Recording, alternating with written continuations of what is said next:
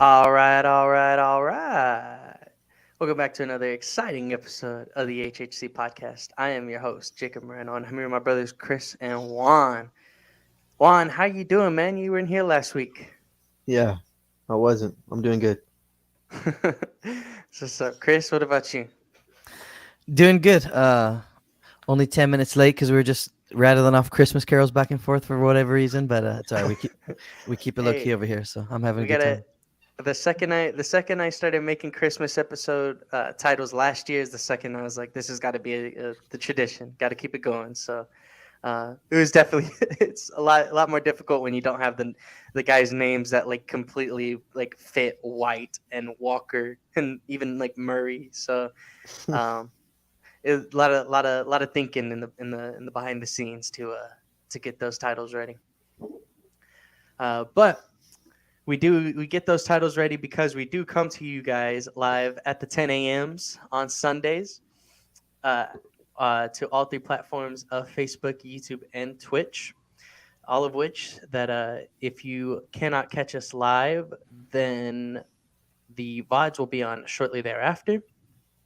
You can follow us on Twitter at Heroes Half Court, where we do talk about the San Antonio Spurs on the near daily, especially during the games.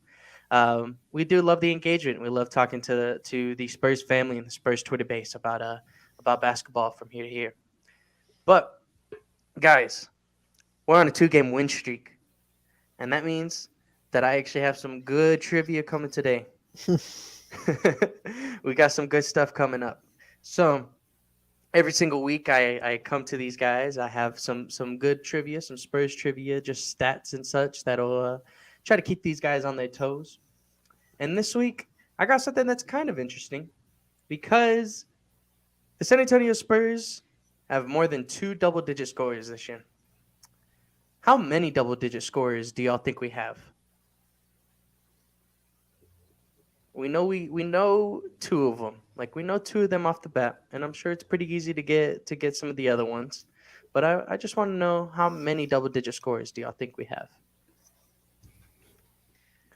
And while these Mm, guys are getting up their guesses, I am going to talk about that 2-game win streak a little bit because the San Antonio Spurs beat both the Miami Heat and the Rockets this week. And it felt very good to watch both of those games because Keldon Johnson has finally, or at least from what it looks like, he's finally been able to get out of that slump. He was able to score 32 against the Rockets and score 21 against the Heat. But it was a really good showing from both Keldon Johnson. It was good to see Devin Vassell come back from mm. that injury, and Trey Jones against the Rockets having his career high 26 points, and that's really good, you know. But let's see. It's also something to note that Zach Collins has been pretty killer, especially through the 2 games that we won.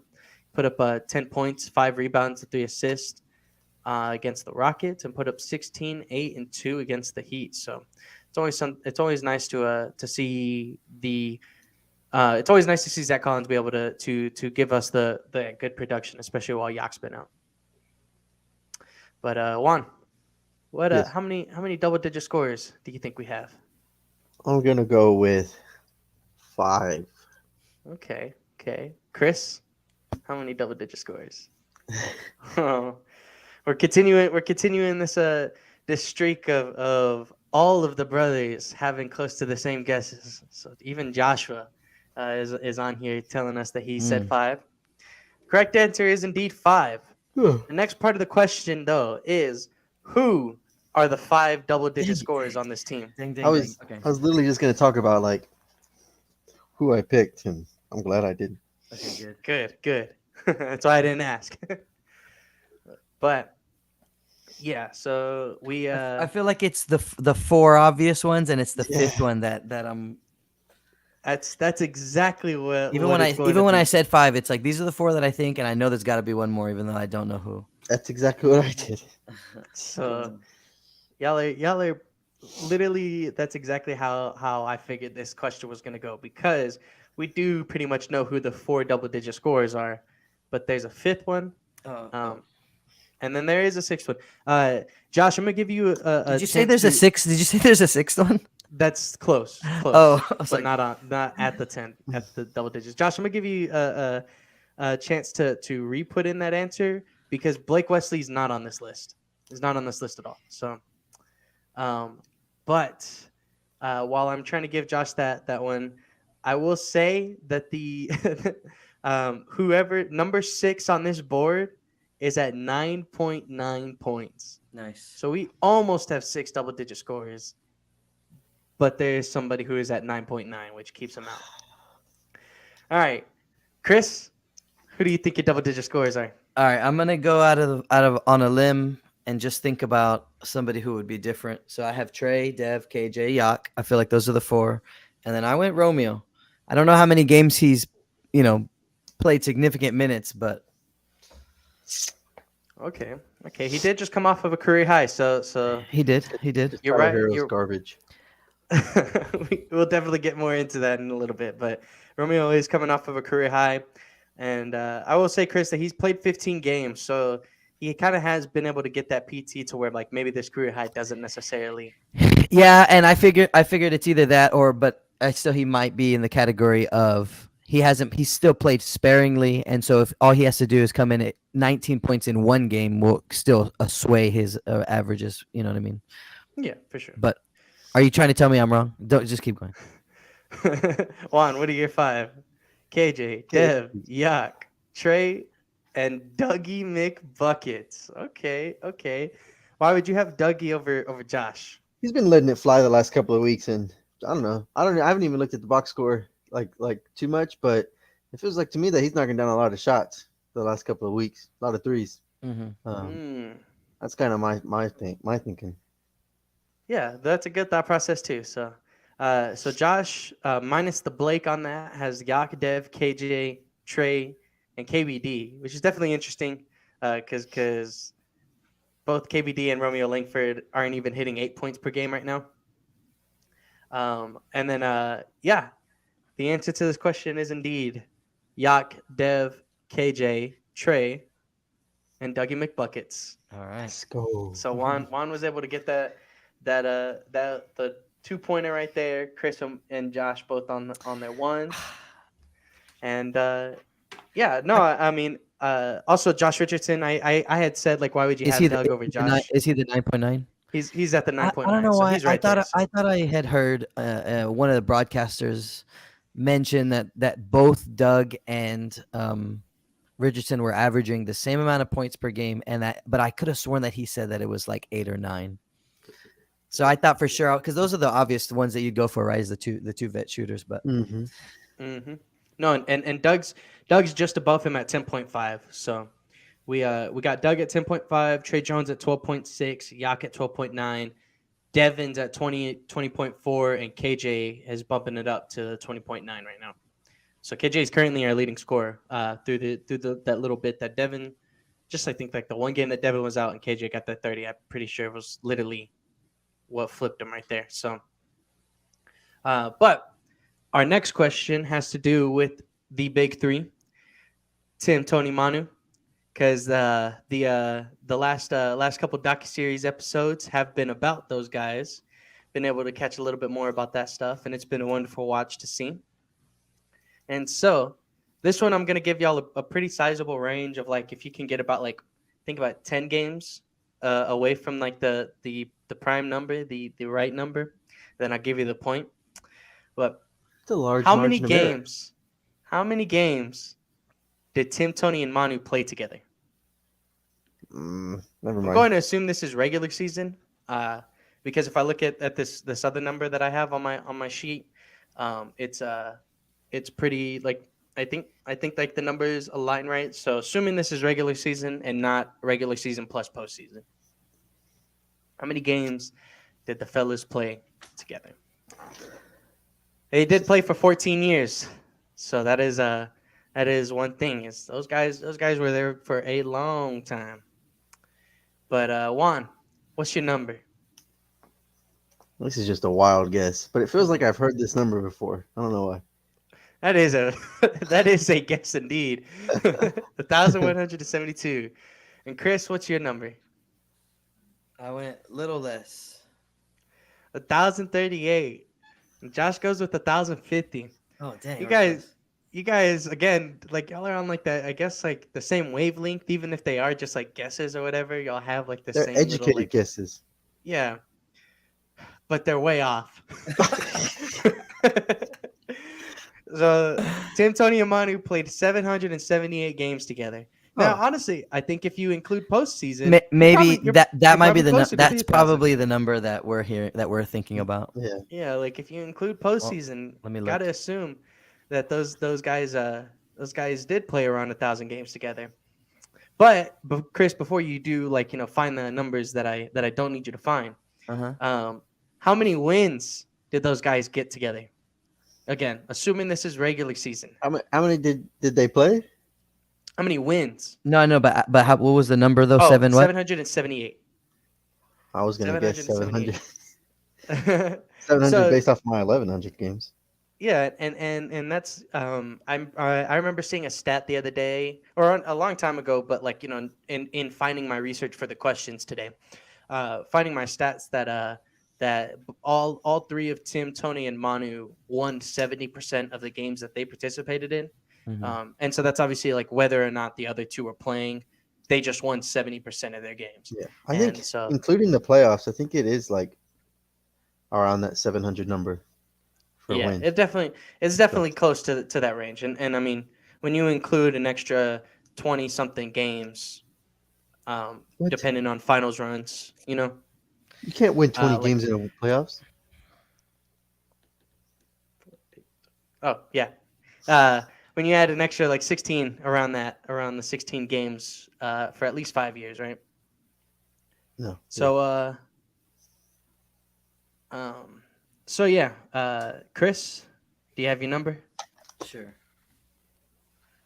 Chris 416. goes with 416. Juan, what's your number? 602. Whoa. 602. Let's go. And Josh goes with 500. Okay, I like how these are So further away from each other. farther apart, farther apart. Now, again, I enjoy your educated guesses.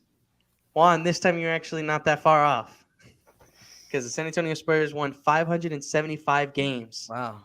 Jeez. Again, assuming this is regular season and not regular season plus postseason, because that would mean that they won approximately 73 or 74% of their games together. Yeah. Which is an outstanding number. And then totals, that would be 203 games. So only 203 games that they lost, right? And like that's just a crazy number. Again, I was watching the Big Three episodes, and everybody already knows everything that there can be to be known about Manu, Timmy, and Tony, and it's just wonderful that we get to appreciate their greatness. So I wanted Yeah, to show that these guys I on the was court gonna together I was gonna win some ask good like, games. is there anything on those videos that you saw that like you didn't know before? Not really. Maybe from Tony stuff, but nothing else other than just the facts of like Tony probably could have been drafted earlier, but teams were just like, well, we just kind of want this other guard over Tony. Like Yeah. they're like they don't want to get the foreign player over. You know what I would say that because I'm pretty sure I've heard the story about him like having a workout with the Spurs and it not going well, and then them scheduling another one or whatever. But it was there, man. And now I'm blanking on the name, but it was like one of our veterans, and they said that like they purposely like went at him real hard, and that it was like if one of our veterans is cooking him, then or whatever. But I think that angle and hearing that player specifically say like, yeah, I went at him or whatever. I think that part was a little bit like a little bit new that I hadn't really heard before. But Yeah. but overall it was cool to go back. Those ones felt short, but I kind of feel like they're gonna do more later, right? Because it said like Big Three Origins, so I feel like they're gonna keep doing more videos that are just Tim Duncan specific, but maybe we'll look at a different part of his career or whatever. I'm really hoping that they do that they continue to do those championship years, because that 1999 one. For sure that's on the dock. That one was definitely has been my favorite episode of the series so far. Juan, have you been able to catch any of them? Been able to watch? I watched the Tim Duncan Origin one like basically just like the same story we've heard about his upbringing and then going to college to the Spurs. But that was the only one I caught, Okay. and that one No. was sweet. Again, it makes you cry because like Tim Duncan's the greatest basketball player to ever live. It was cool too about him like from day one, and how David like, oh no, the like the All American stuff or playing with the USA Select team or whatever. Like he's like, man, from that point, I was like, wow, So that was the stuff that was cool to hear. Was cool to hear David talk about it. No, Makes me and wish I was like young enough to be able to watch those guys like actual Twin Towers. Like David said, like yeah, it just felt great knowing that we could block every shot and score in the paint whenever we wanted. Like he like said that, and I was just like, Yeah. oh my god. And it was funny too because he made the comment saying like, I don't have to feel like I got to do everything, and he doesn't, or like the way he said it was, you could tell it was from the point of view of like, I am the established one, and I'm the guy, and then this is like the new guy. But then like literally right after that, they go into it saying like, we just knew, and David knew he was gonna have to go through Tim now. You know what I mean? So like that probably was like how David, for a hot second, he probably was like, okay, I'm the man, and this is how it goes, and then and then right away it was like, okay, let's rethink this or whatever. So that stuff was cool.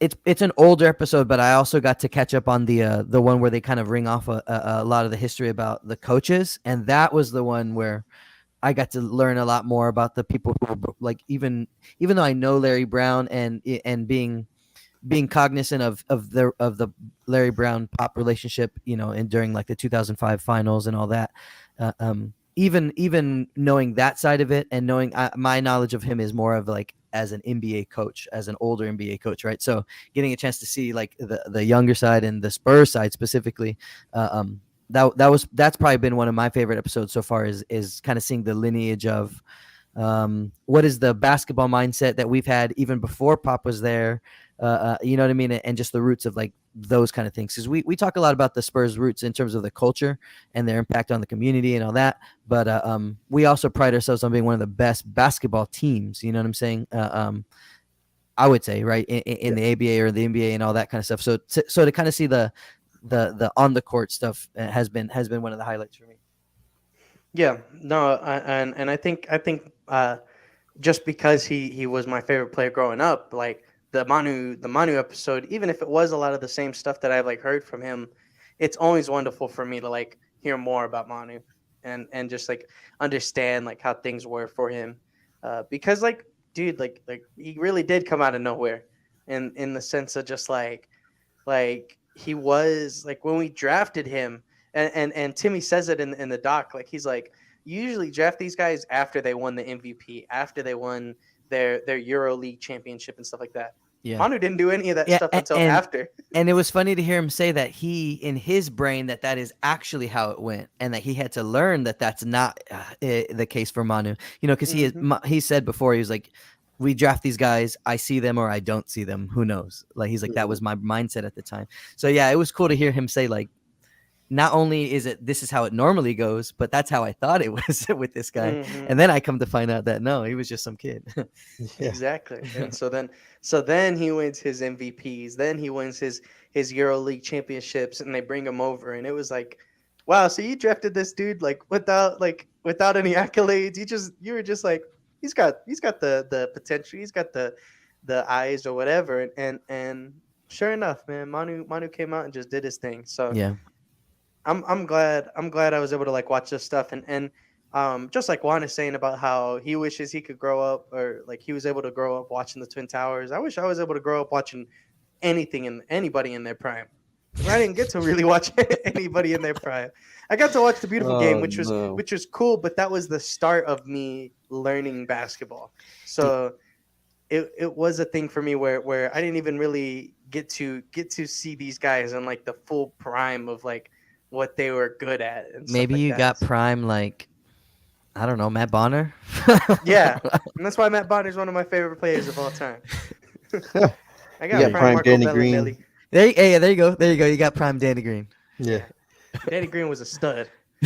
And I was fortunate enough to watch and remember those years at the championship runs, but the stuff that I wish that I was old enough to see was like the Tim Duncan Wake Forest clips that they were showing. You know what I mean? Like all of that kind of stuff. Like there's a comedian that I follow, and they're like they do the YouTube stuff, and for many years now, since like 2016, I think is when I started watching him. And one of the things that got me is I think he got his undergrad from Wake Forest, right? So he would always talk about the Spurs, like he would do movie stuff and whatever. But then if it was ever like an actor who was like a prestige level, he would always bring up like, oh, this is like a Tim Duncan level or something like that, right? He would always bring in the Spurs or whatever. So I kind of have that mindset too of like, man, I would love to have seen him play way more at Wake Forest.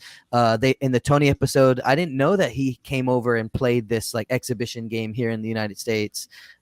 So seeing even just a few clips of that, I was like, dang, I want to see that game. You know what I mean? So that made me want to go back and check out some of those things. Did Manu have any kind of tour over here or games over here or anything like that? Like, Not that I know of. I'm pretty sure it was literally just like they drafted him, because he talks about the fact that like his agent really didn't say anything about like him getting drafted to the Spurs. He didn't think he was gonna get drafted or anything like that, and then he just gets drafted. He spends his time in the EuroLeague, and then finally comes over. yeah, So I don't think he really had anything that even like Tony had, where Tony was able to kind of showcase his skills, for RC and them even more. yeah, Uh, and then that was like another thing that I liked was hearing RC be like, "Oh, I really loved these foreign players at the time." Like both Tony and Manu were like more so on Tony was like RC's pick, you know, yeah. and They then had to convince Pop. it took time for Pop to and understand like, and oh, this and, is what this guy and could be. going back to that coaching episode, it's cool to kind of see that too, because like I don't really think about RC as assistant coach RC Buford, but to see young RC on the bench and thinking about, okay, like now he's in the trenches, you know what I mean, with Larry Brown and and Pop and all that kind of stuff. So when you hear him talking about Tony Parker in this role, you have more. You know, you're like, okay, he sat next to Larry, he sat next to Pop. They were in this together. Like they all, you can just feel how they all, where that thread like goes from the top to bottom, right? And that how they think the same or feel the same, or if they don't feel the same, and like in the case of Tony Parker, that they're able to kind of work through those things and still kind of find success. You know what I'm saying? So, yeah, it's just been cool to see, like and obviously they're the ones that edit the videos and all that kind of stuff, so it's going to make them look good in no matter what. But Yeah. it's just cool to see, like, kind of reinforce some of the things that we felt, or that I felt about the organization and how they run things. You just get to kind of get a little bit of a better peek, feel like you know the people a little bit more. So yeah, it's been great watching those videos. Hmm. And just like it's been great watching the past, this week has been amazing to watch because we are finally on a 2-game win streak. We've won 2 games in a row. We were able to beat the Rockets and the Heat, just like I was talking about earlier. And I really want to bring up my guy, Devin Vassell. And since Josh isn't here to talk down on him, that means that all I get to do is just bring Devin Vassell up and be like, this guy is the future. He's the best. He's the greatest of all time already. And it's just off of the 2 dagger shots that he made right at the end of the game, really. It's crazy because Devin has he's like shown up time and time again, and he's been super efficient through the year. He's been able to just keep consistency, and then even coming off of an injury, it took him like I think like 3, maybe 4 shots. It took him that first quarter to really like get him going in order to feel comfortable, and then once that second quarter hit, he drops 10 like pretty much quickly. And we're seeing him like kind of lead the charge while KJ's on the bench and stuff like that. And it was just beautiful to see Devin be able to just come back off an injury, like literally just like, all right, give me a little bit of time to warm up, and then now I'm back in the flow of things, and now I'm ready to go again.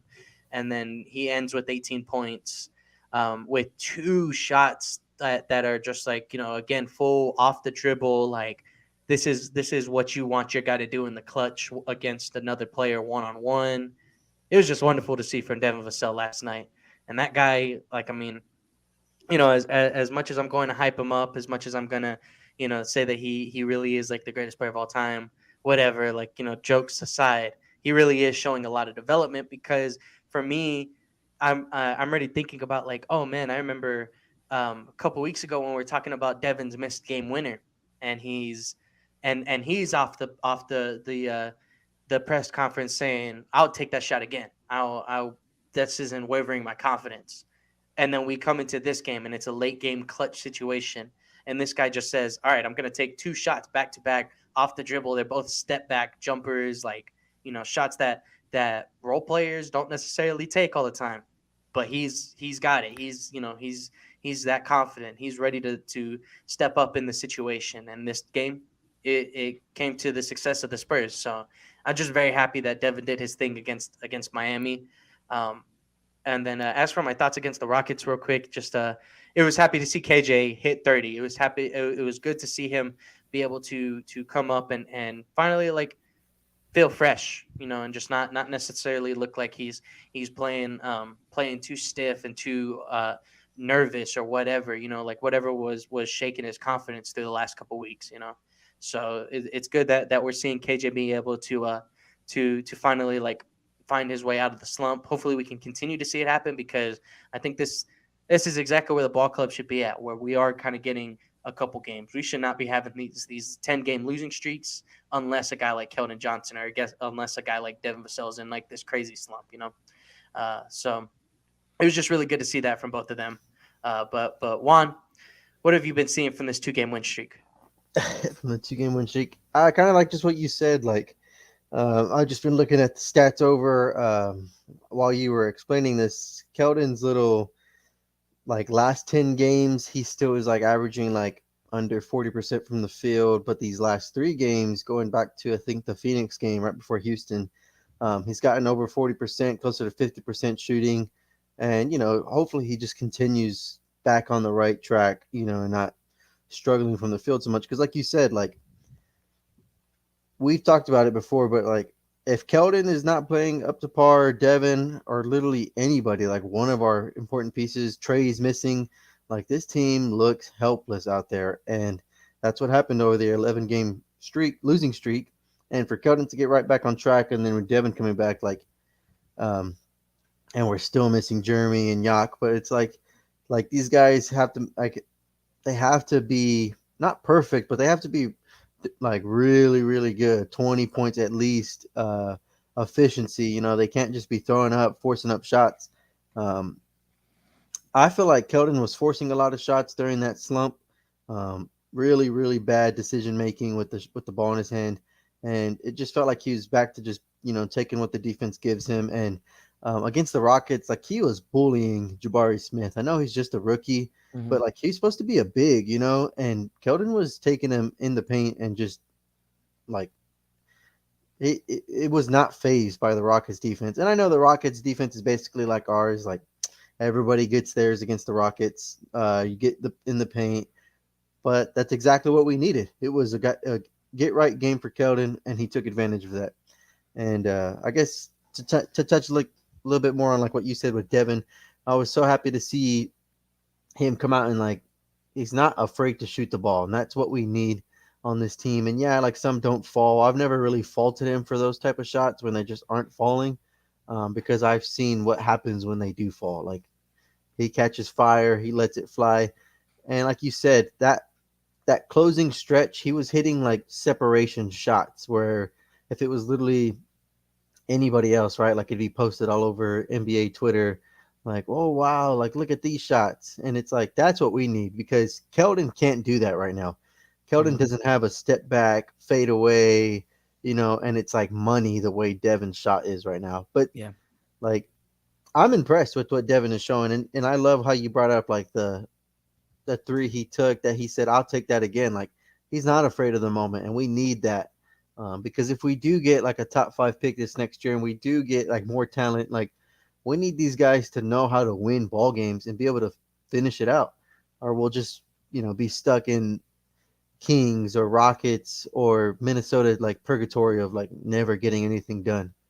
And so these are just development phases, and like taking what you can from these growth. And it sucks that like Jeremy's not out there right now also learning how to win, because we need him to learn how to close out games the same way Devin is doing, but on the defensive end. Like we need defensive rebounds. We need defensive stops. Like I don't know if you guys noticed, but Romeo Langford like contested that Tyler Hero three. Bam gets the rebound, kicks it out to a wide open guy, and Romeo sprinted his butt off to go contest that three. Like The I Caleb noticed Martin that three, yeah. because like I love defense, and like that's the first thing I noticed was like, oh my god, Romeo just saved this game.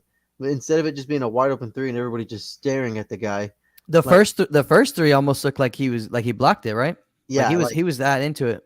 yeah, and like little things like that where I'm like, all right, Romeo's proving to me that he wants to like be a main rotation piece. He's not just playing because of injuries.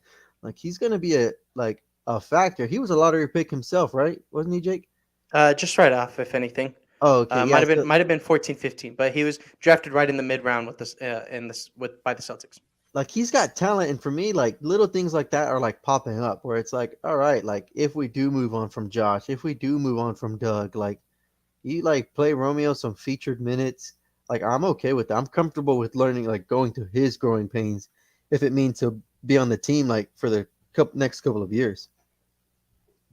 Yeah, Yeah. yeah, for sure, for sure. I echo everything that you guys just said. I mean, you mentioned the Dev saying that he would take that shot again, and just kind of going on that thread. Like when he was taking these shots, this is in a moment where he's kind of at the point is like matching buckets with Jimmy Butler. You know what I'm saying? And Jimmy Butler is has that. You've seen him do it before. You know what I mean? Hit big shots after one after another to close out a game. So for him to step up to that moment, and while he was making his shots, like on the in between, like the camera's kind of catching him a little bit, at least where the broadcast that I was watching, which was the Miami broadcast.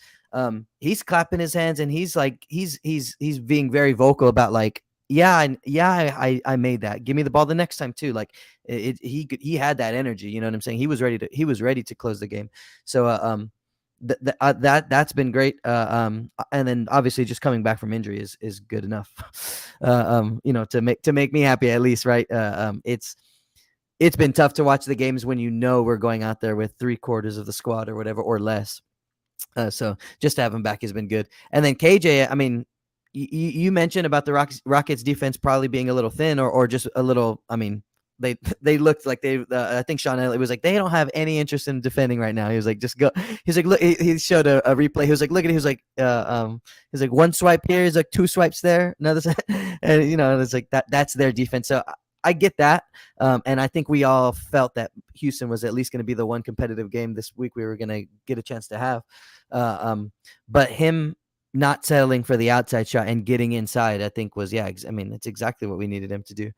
He's not always going to have that. I mean, there's going to be games where he's got to go against Zion and Valanciunas on the same team. You know what I'm saying? And so we're not going to have those paths to the rim. So when I'm glad that when the opportunity was there, he took it. You know what I'm saying? So I think if we keep doing that, playing opportunistic ball, get some healthy bodies back, all of that kind of stuff, then if we can average 1 week, 1 win per week, I'll be fine. That'll be enough to keep me happy. You know what I mean? As we keep moving forward. Yeah. No, and I'll echo this before we start moving on into our next topic, but I'll echo this of what Josh loves to talk about with Devin, and that was the fact that he did actually like take it to the rim quite a lot this game.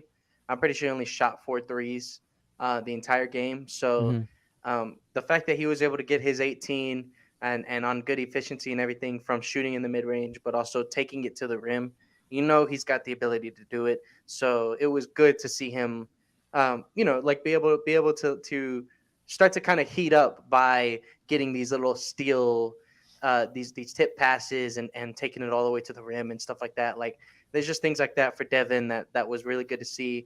And then on top of the defense, when Juan was talking about Romeo Langford, man, like that guy's also like his defense. I can't wait to see what it's going to look like when we actually do have some solid perimeter defense to go into Yak. To where kind of like how Utah wanted to work when they had Rudy Gobert.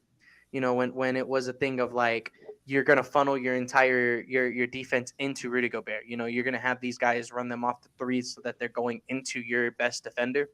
I'm hoping that through this year that we can start to work on that defensively, because yeah, we still haven't been the best defense. We still haven't even been a mediocre defense this year. So Yeah, Pop did say that that's what they specified in practice, and that he felt that it translated a little bit this week. So I mean, hopefully that's where their heads are at too, right? Is like that's what's going to exactly. keep you in these games, because there's going to be games where Keldon goes through a slump again. That's not what we're looking for, but that it's going to happen. Or there's going to be games where we just don't have any healthy bodies. So you can always have good defensive assignments and fundamentals and all that kind of stuff. Hey, Exactly. what you were saying about Josh, a bit like it was last week, right? We were just talking about the 3-point attempts per game, right? And we kind of brought that conversation back a little bit.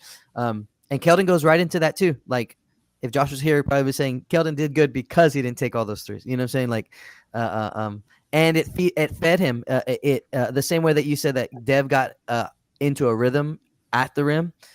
Keldon Johnson makes a big time 3 at the end of the game against Houston. You know what I mean? Like in the fourth quarter, because of all the success he was having and the confidence he's feeling at the mid range and pushing into the rim. So we need more of that. Exactly. I think they just need to be taking 20 to 25 shots a game, and they still need to be taking 10 threes, but like 15 shots in the paint. Like, I think they need to stop passing the ball to, like, I don't know, Trey, like out on the perimeter, and just like take it to the basket. Like, yeah, Trey's a great game manager, right? But he's looked so much more effective when his attacks come right off the fast break, or if he is going to make a move, it's got to be the first thing and it's got to be fast, and then we move on from there. And we haven't really talked about Trey yet, but I mean he's just continued to do his thing, man. I know that Keldon had a lot of points against Houston, but Trey had a career high. But exactly, and even outside of that, it was just literally his mindset. You could tell that it was like, I'm gonna push into the paint every single time, and he forced them to try to stop him that way. You know what I'm saying? Yeah. So man, he had a great week. Mm-hmm. No, and that's why like literally just 2 games, just 2 wins, and that shows you how good some of these guys can be, and it's like again, you have to like understand like who we're playing against, because we're playing against a team that is right at the bottom with us, but then we're playing against a team that's But also shows you why we're at the bottom, because talent wise, me personally, I would stack up any of our guys against the players that like the Rockets have, right? Even like the high end talents, like where you think like Sengun's going to go versus where you think a guy like KJ is going to go, or something like that. But really, you start to see, like, even though we both have young players and they're unproven and they have inconsistencies, you can see the difference in our culture. You can see the difference in our coaching. Like, you know what I'm saying? Like that. And so even though we're down there, you can also just see like we're not meant to be down here all the time.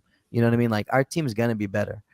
Yeah, I agree. yeah, And we didn't have to tank and be terrible to get those ball hogging, no defense having on the Rockets. Yeah. They've Yeah, been that bad was for years, and that's their team right now. and I was trying my best. Like I had told Jake a couple episodes ago, like I'm trying not to be like negative towards players really at all. Like in terms of what I post about them or talk about, like specifically like targeted towards people, right? Because whatever, they're just people trying to play basketball. Who cares?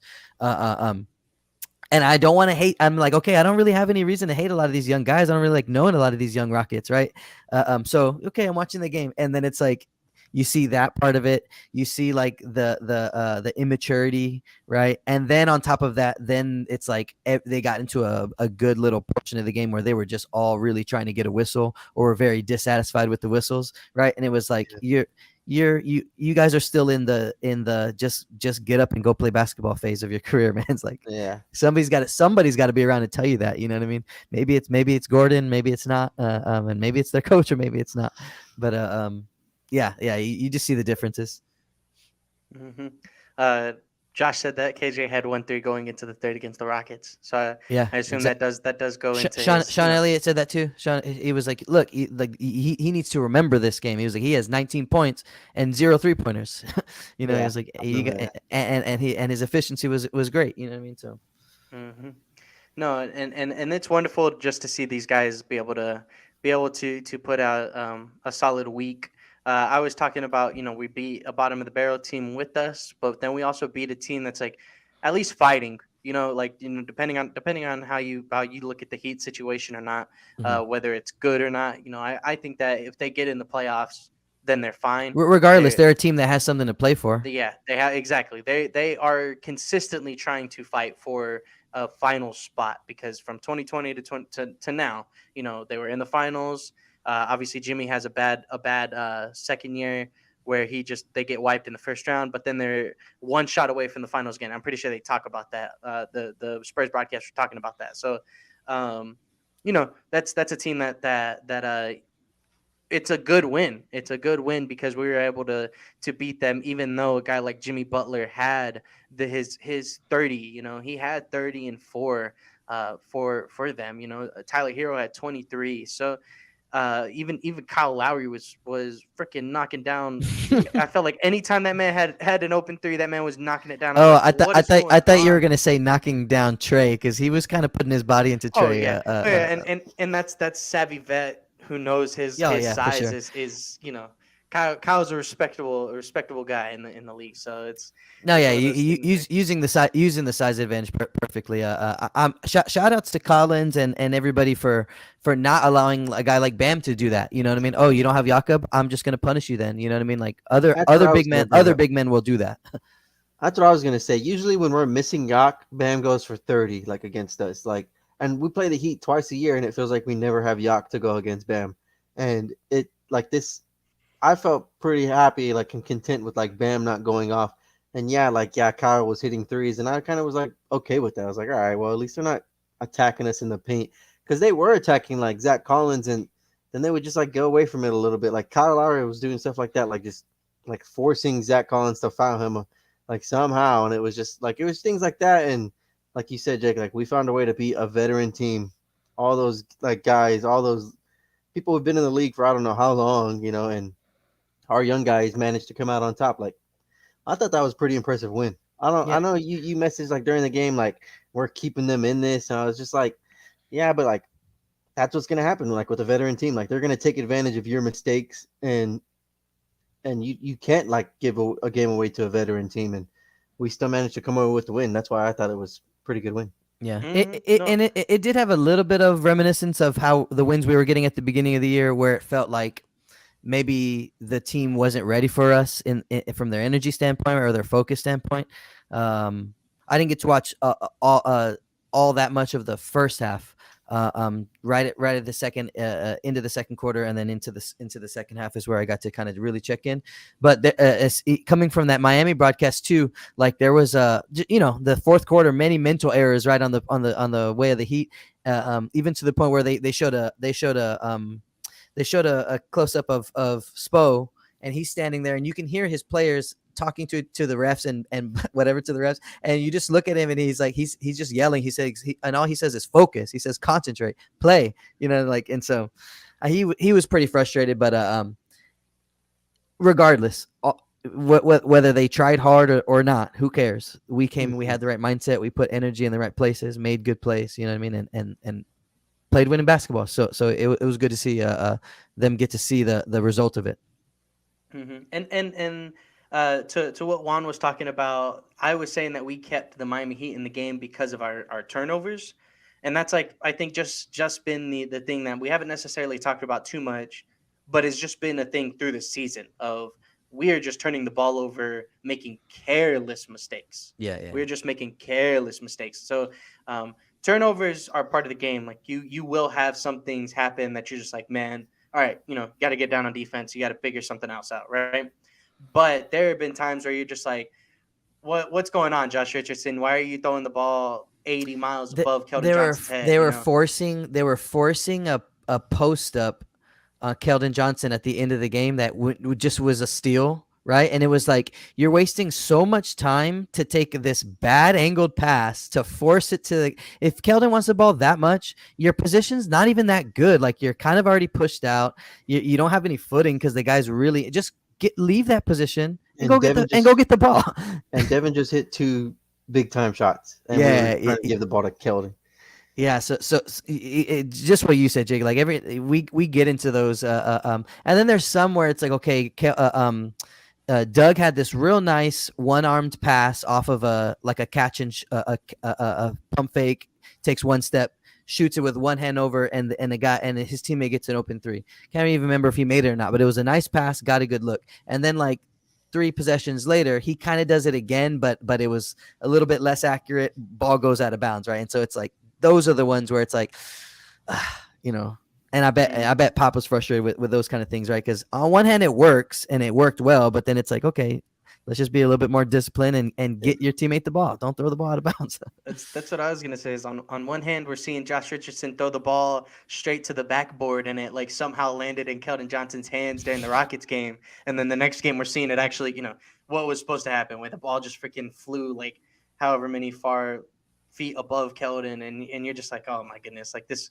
Like we had the perfect opportunity to get two here and just kind of threw it away. Yeah, we to be honest, I feel like we would have more turnovers or more lost possessions if I feel like Trey tracks those balls down a lot. Those ones that are long rebounds or just kind of scramble plays towards the end of the game. He'll go and get that ball, man.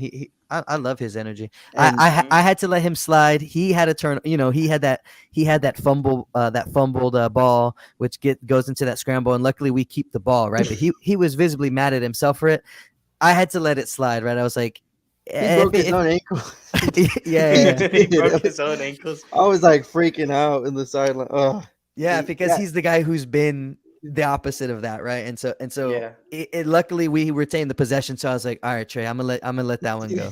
It was the one in the million mistakes, like one out of a million times where he does everything right, and he finally just had the one slip up, and you're just like, exactly like Chris said, like he does that stuff, so you're like, oh yes, like thank goodness, and like just hold it up. And he just like he fell over. It was just like, what's going on? They're all fighting for it on the ground, and I was just like already because that's how those perfect storm games happen, right? It's just one thing, then the next, then the next, then the next. We've seen we saw Devin Brown fall down and leads to the T-Mac capping off that comeback a long time ago. You know what I'm saying? So shout out to Devin Brown making it to the San Antonio Sports Hall of Fame. Anyways. But then like Juan saying, it's the perfect storm because that happens. And then two timeouts where we cannot get an followed by the foul. Followed by a foul, and then we're just like, it's prime opportunity. Somehow, some way, Tyler Hero's gonna come up the court and just freaking wet this. Or we literally just saw Jimmy Butler hit a game winner on a pull up mid range the other day. You know what I mean? Exactly. And then when Bam got the rebound, this is the other thing, the last thing I wanted to talk about. But Bam gets a rebound, and I was freaking out. I was like, well, that's it. Tie game. We're done. But then he passes it out for the three, and I get a little. I'm still tense. I'm still like a little worried. But I'd prefer to see this catch and shoot three over Bam Adebayo. Right there in the paint without Zach Collins because he fouled out. So it's like, all right. Well, Bam remembered he's not that guy. Yeah, and I'm kind of curious. Like, okay, people like to hate or slander on Ben Simmons, right? And obviously there was like that moment, right, where he passes up a layup or something. And it's like, okay, did I wonder if Bam got any flack for that, like from his fan base or from just the general NBA fan base? They probably don't care. They probably weren't watching because it's against the Spurs, right? So people probably didn't see it. But I was just curious when I saw it after the fact. I was like, oh yeah, he like for sure, like that's the move you got to take. And so on a game like where he didn't have his numbers, I wonder how much of it is us stifling him, and sometimes he kind of stifles himself. You know what I'm saying? Mm-hmm. And that's probably just a knock on him, even before last night. I will say that we did get quite a little bit of Twitter traction just because there was no games going on at that point. So we're like the only game playing from 4 to 6 or whatever before finally games start going in. So there were quite a good couple people that I was seeing, Kevin O'Connor and other such like higher Twitter people that like led to other interactions in the comments and stuff like that, right? And people were talking about that Bam shot where they're like, Bam just should have shot it in the middle. Like why didn't he get the board and shoot it again? Like he should have just taken it from that.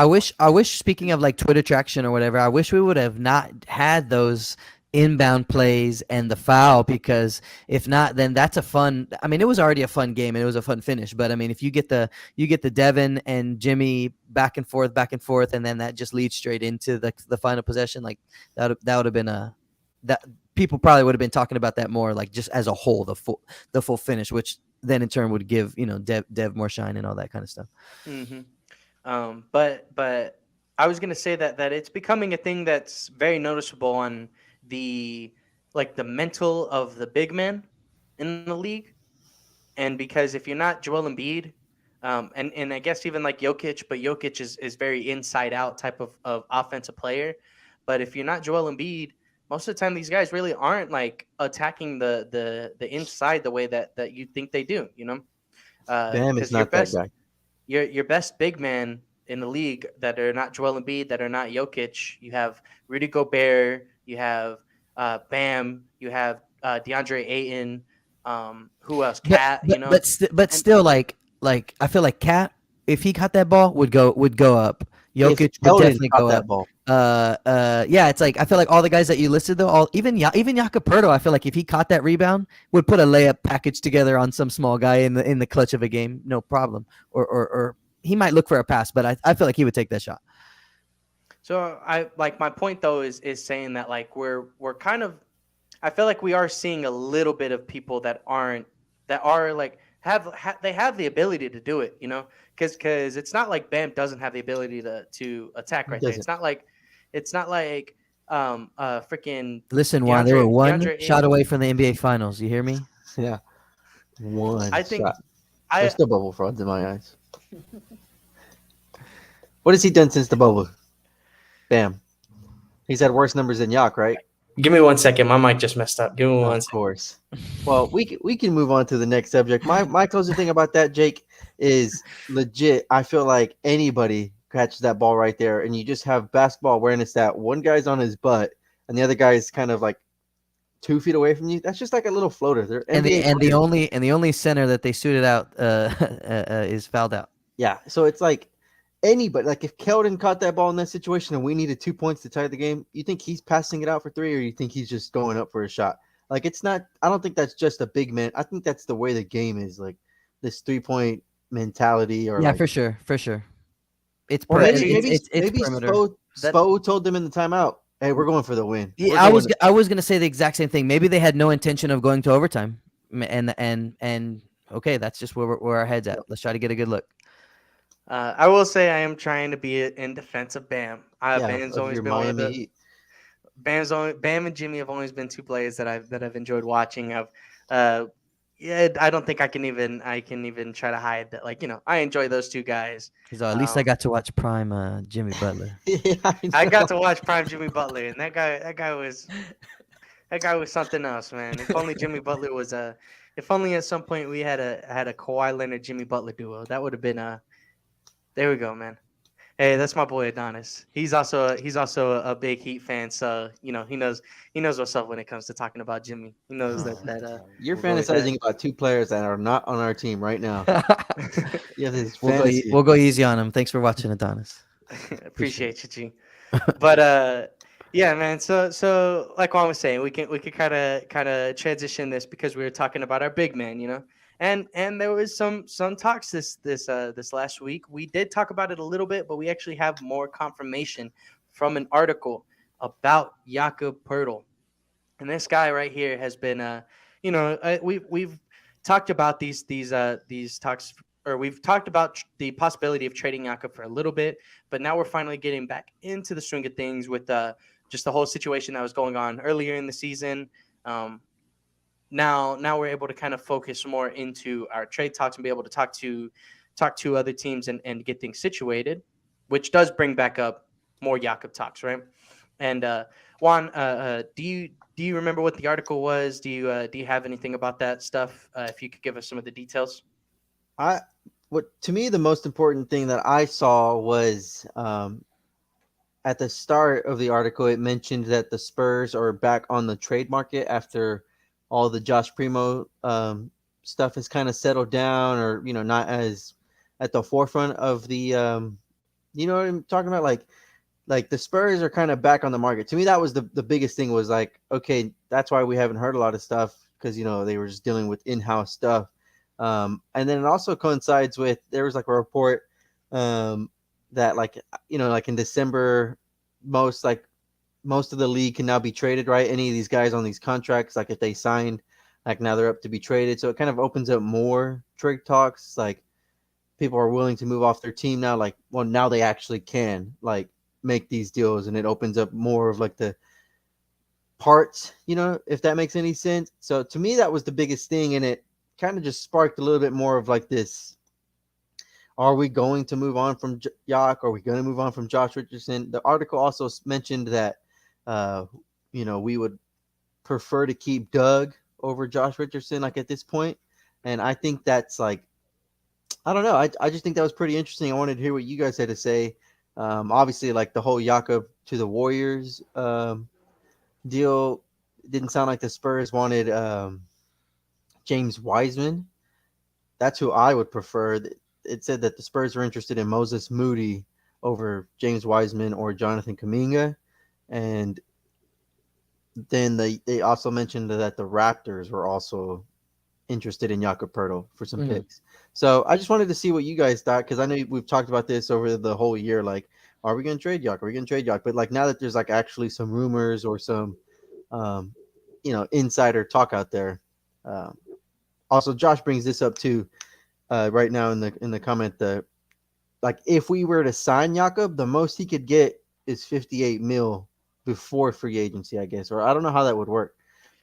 If not, he'd hit the free market and we could get up to 70 mil. Yeah, that's exactly what you just said. If we work through an extension, there's kind of a line, and I think I was watching.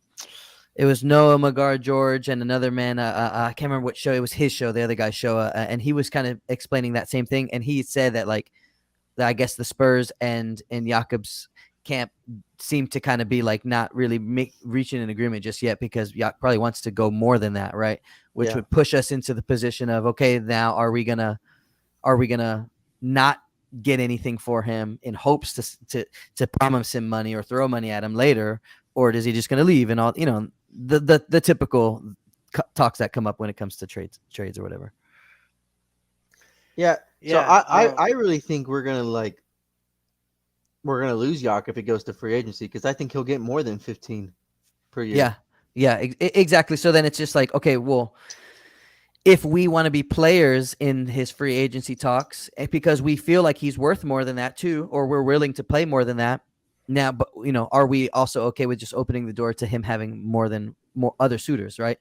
And him leaving us just because he wants to leave us, not about the money, but he would rather go play somewhere else. So from that point of view, that's where I'm way more open to letting Jak, to getting something for Jak, right? And especially, I would imagine that him and his representation and the Spurs are being very upfront with each other and communicating with each other. And if that's how the process turns out, I'm okay with that. If he wants to stick around and he kind of lets it be known, like, hey, I would prefer to be here, but I do want to make more money than this, or I feel like I'm worth it, or whatever.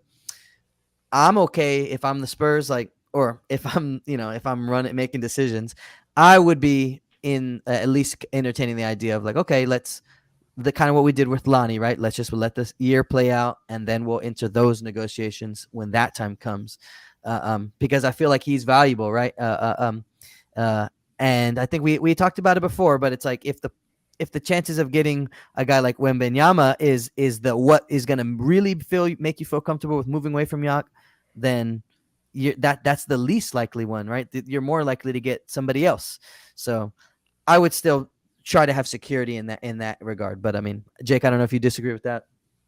No, I mean, it's one of those things too where in the report the Spurs said that the Spurs were okay with Jakob being on the team with Wembanyama, like where they were saying that they think that he's the perfect fit next to him.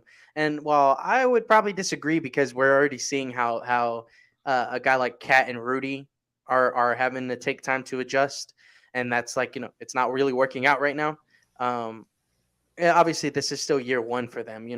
I think that having that the two big 4 and 5 type of scenarios aren't necessarily as ideal as you might think it would be.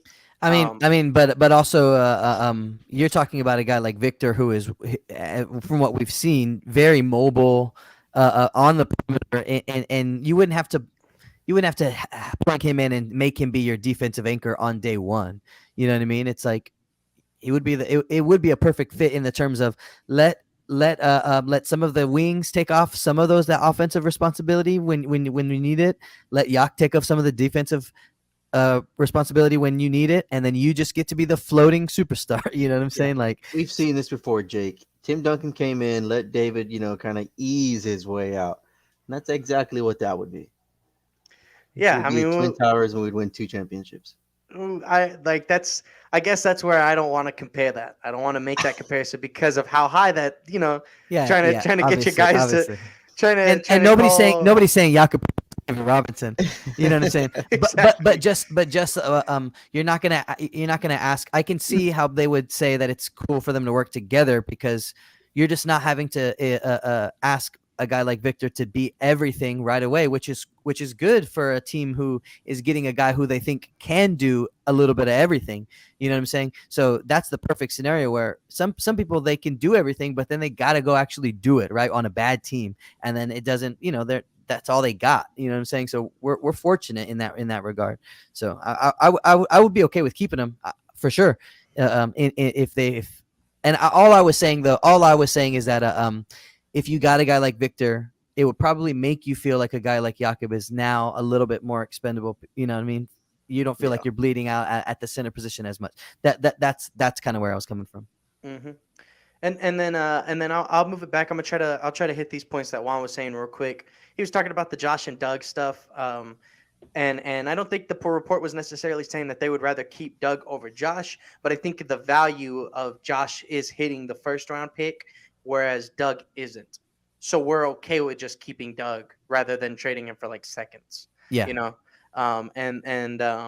at that point, I think that's where that report was coming from. Where The I'm article okay with that too. specifically says, unless a team offers a first rounder for Doug, expect them to stick around beyond the trade deadline. Yeah. So if you get with their, that little higher price, then. But I mean that's fine. I mean, I think we talked about that a lot at the beginning of the year. It felt like we could keep one, and it didn't really matter which one of the two to be our shooter, to be a leader, to be all those things that we've talked about. And then now, especially now that we've kind of seen how our roster shook out at the beginning with we let him go, Wieskamp with Wieskamp versus Langford versus, who's going to be sticking around. And now that the fact that Langford's been healthy and actually doing pretty well, you're like, cool, Richardson goes and we'll slide Langford in there, and then okay, cool, we'll let it ride. No, and then so then at that point, I'm okay with hearing that kind of stuff. Who knows what the trade deadline looks like, because I feel like it was Juan who was saying that kind of stuff earlier this year, where you never know, like somebody could get injured, and you're not praying for injuries, but somebody could get injured, and at that point, now they need a Doug. Now they need somebody to fill in that role, and you're able to just trade him. Maybe you have to take some salary back or whatever, but you are able to get that late first round pick for Doug McDermott when, at first glance, you thought that he wasn't even going to really get you 2 seconds, So it's for me, like, I'm cool with that scenario where we are trading Josh for a first and we are keeping Doug. But I can also see the scenario where towards the trade deadline, we're seeing both of those guys' value just start to jump, and we're able to get actually some good value for both of them. Next part was the Moses Moody stuff. At first glance, again, I was like, what? I don't want Moses Moody. I want Jonathan, or not. Yeah, I would rather have Jonathan Kuminga or James Wiseman. But in the report saying that they didn't want both of them, I can also understand why they don't want Jonathan Kuminga, because that starts to fight positions with Jeremy. You just drafted Jeremy. You just got this guy to be your 4. And then Jonathan Kuminga is in the same range of talent and what I guess like maybe like potential and stuff like that. And you don't want to start making Jeremy feel like he's not wanted here in his first year. So it's like a thing where if you do trade for a guy like Kuminga, who's already kind of been in a system, who's already understood like what his role could be, like that could cause conflicts if you're trading for a guy like that. Um, just because you probably want to, whatever the Spurs may be, if they get Jonathan Kuminga, maybe you are valuing what you want in Jeremy more than what you want in Kuminga, and that won't sit right with Kuminga, and stuff like that. So I can understand not wanting to get a guy like him for that manner. Whereas you get a guy like Moses Moody, and he's a shooter. He's a guy who came out of college being a shooter, and then maybe you have like a better spark plug coming off that bench that can really fill in that 2-3 role. So I would also be okay with getting a guy like Moses Moody. And then Juan, you were talking about just trading Yak for Kuminga, kind of, or not for Kuminga, for Wiseman, and I think that's a good deal too, in the sense of just like buying in on Wiseman's potential. So Yeah, the article says that the Warriors are the ones who are interested in swapping Wiseman for Pirtle, and I the mean, Spurs are that not. would be a big upgrade for them, Yeah, and obviously if because you also mentioned the Raptors, like we would be helping out the Raptors, we would be helping out the Warriors in this scenario. So, it would just have to mean exactly what the article just said, that the Spurs don't think that Wiseman is it, because positionally, that's the one. Like how you were just saying, how Kuminga kind of starts to create conflicts and all that kind of stuff on the roster. Wiseman would not. You know what I'm saying? So they really just must not like what they see from him. You know what I mean? I personally like I agree with Chris. Like I'd keep Yak if you can keep him. I'd sign him if you could sign him to that extension before free agency. But if we have to trade him, if we're going to trade him, so we don't lose anything or so we don't get anything back like we did with LaMarcus or Powell or stuff like that. Like I DeMar I DeKill. think I feel like we should take the flyer on James Wiseman because of his potential. But the more I thought about it, I talked to my buddy PJ about this. Like, I'm not opposed to the Moses Moody because it is like in my mind, I'm like, oh, we have all these wings. Like, why Moses not going to play? But it's like, oh, duh. Like Moses Moody's going to replace Josh Richardson or Doug McDermott. Like for the long term, it's not just like a 1 year gap. So, like I think if you get Moses or James, you get any of those young guys off the Warriors for Jakob Poeltl, I think that's a huge win. I'm not too picky. If you get Kuminga, like if you get any one of the three, I guess I would just like Wiseman because he'd be the five.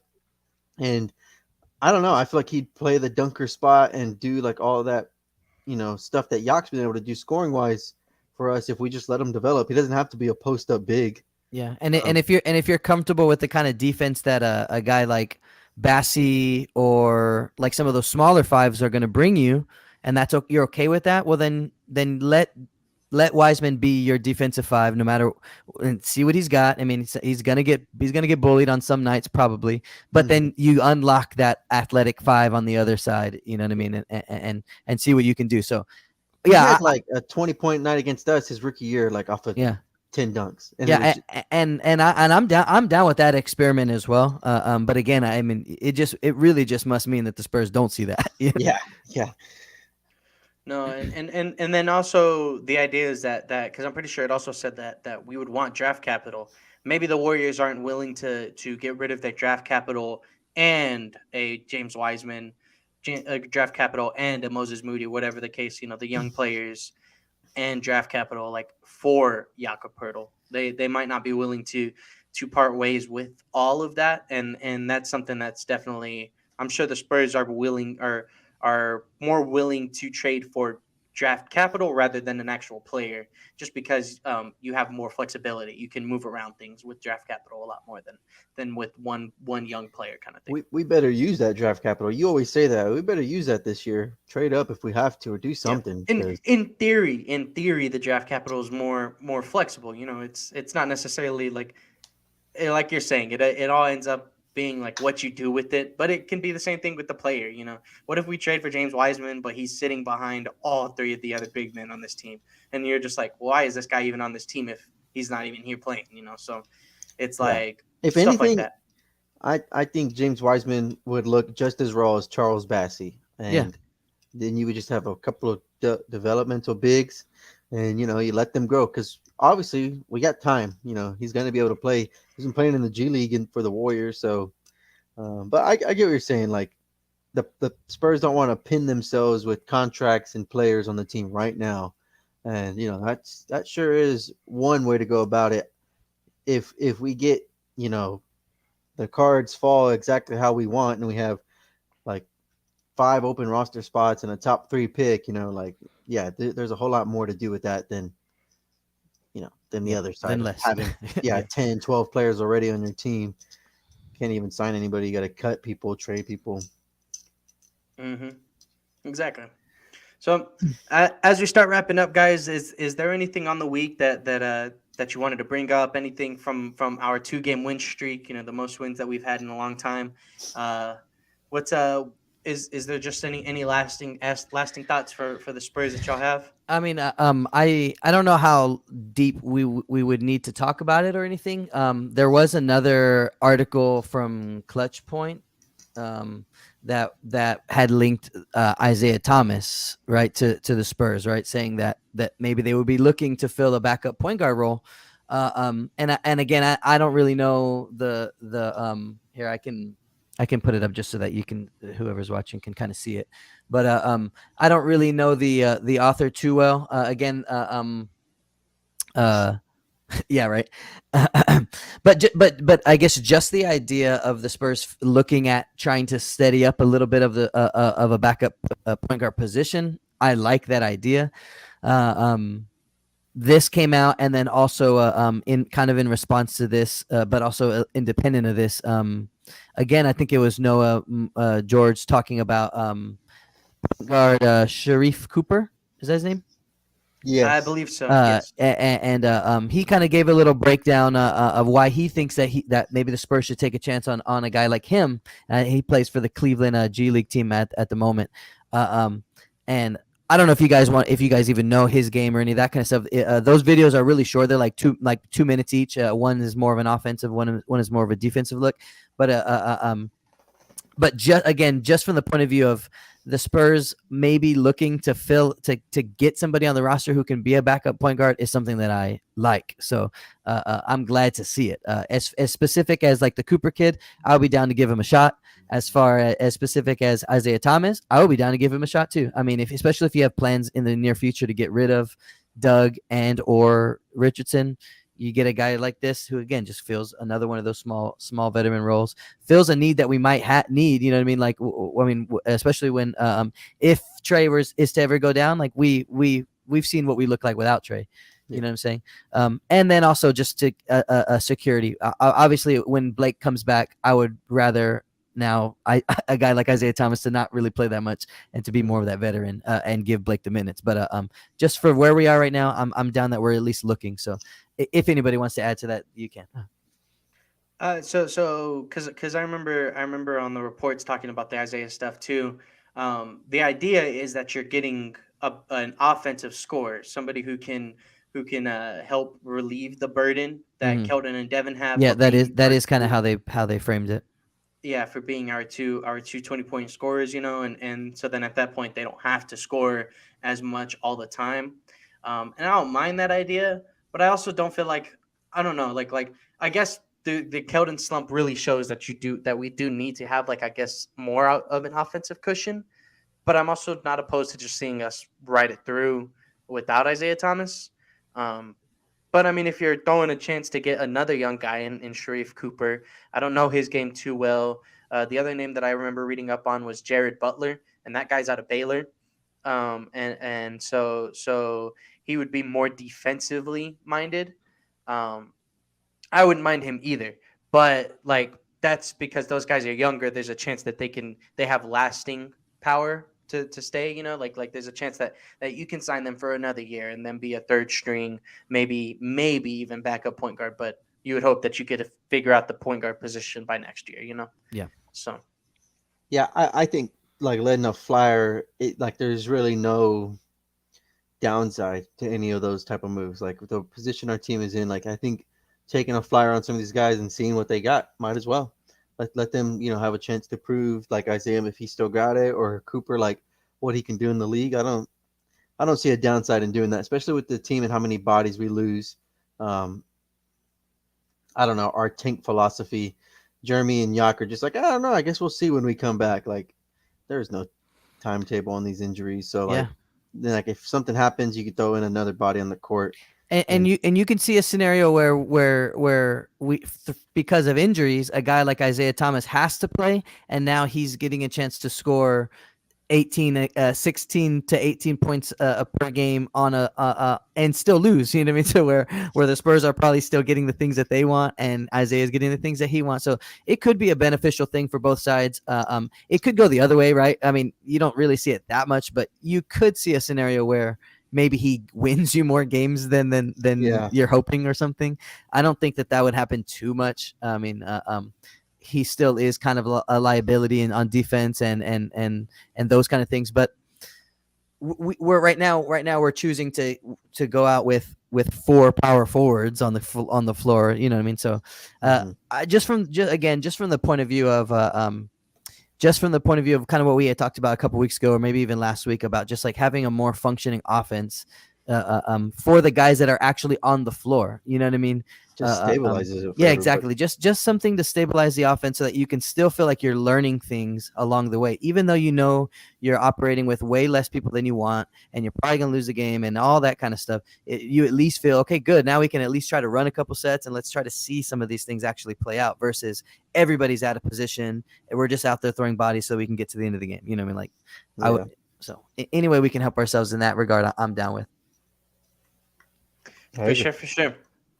Well, with that being said, guys, make sure that as we wrap up, make sure that you do follow us on all 3 platforms of Facebook, YouTube, and Twitch, all of which that we do go live at the 10 a.m.s on Sundays, where if you can't catch us live during the 10 a.m. Time period, on all 3 platforms, you'll be able to watch the VODs shortly thereafter. Make sure that you do follow us on Twitter at Heroes Half Court, where we do talk about the San Antonio Spurs on the near daily. We do love interacting with the Spurs fan community, so do not be afraid to engage a conversation with us. Just as a lasting thing, our Cowboys are getting set to play, and Jaron Curse is now hurt, getting walked off the field. What? So our secondary is in shambles at the moment, but we're moving forward. So I saw Trevor Lawrence get his knee bent backwards last week, and apparently he's playing today. Nice. Yeah, That's a warrior. The NFL, they have some beasts out there. They have some different people. But yeah. So with that being said, guys, go Cowboys! Shout out Adonis, shout out Javi for checking in and watching, hanging out. Yes, We appreciate it. sir. Thank you. Appreciate y'all. But with that being said, I hope everybody has a wonderful day. Let's go watch the football, and we are out. Peace.